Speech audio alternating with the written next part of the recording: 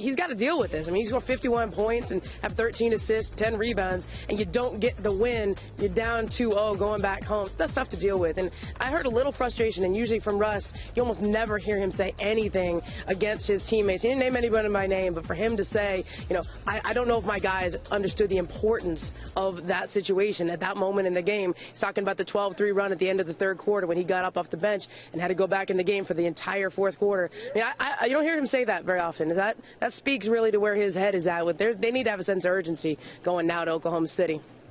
Hard to ask him to do any more, but what they really have to do is get that win in Game 3. Ramona, we appreciate it. Thanks, Dan.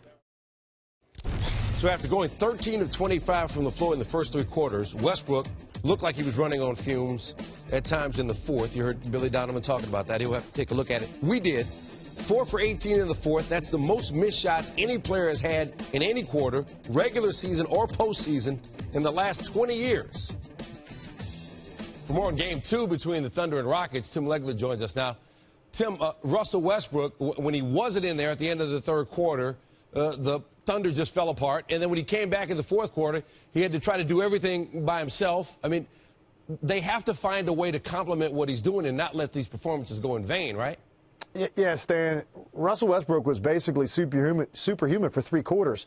For 34 minutes, he did everything that he possibly could to give his team a lead. And he trusted guys early in the game. But look what happens when he goes out of the game for just 90 seconds. They had an 86-74 lead. And in just 90 seconds, they trim this lead down. Here it's already down to 7. Now you're going to get a drive by Lou Williams. He knocks down a shot. It's a 5-point game. And look at the frustration on Russell Westbrook. He's talking to the coaches like, come on, man.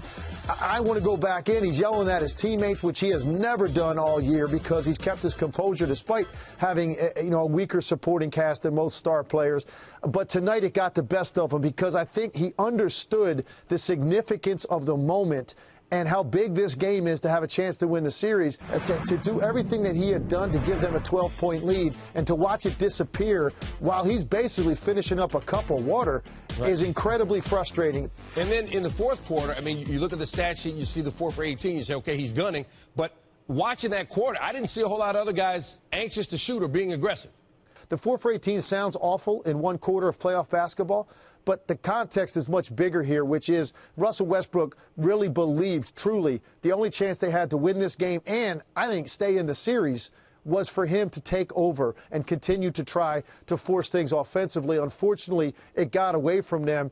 And if they lose this series, Stan, they're going to look back on that 90 seconds at the end of the third as the turning point in this series and really maybe the end of their season unless they can go home and hold home court. All right, we'll see if the home crowd can make a difference. Tim, as always, great breakdown. Thanks, Dan.